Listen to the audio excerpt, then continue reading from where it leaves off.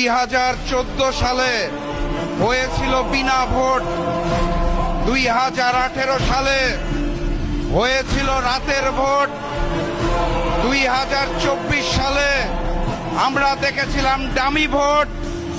Fascist Sheikh হাসিনার পতনের পর ভেবেছিলাম 2026 সালে হবে আসল ভোট, কিন্তু 2026 সালে হয়েছে ম্যানেজ ভোট।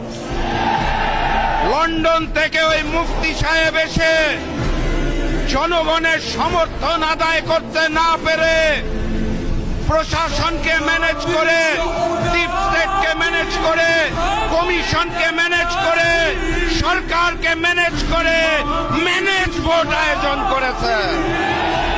এখানেই শেষ নয়, তারা ভোটের পরে ঝাঁপিয়ে পড়েছে নির্মম ভাবে জনগণের উপরে।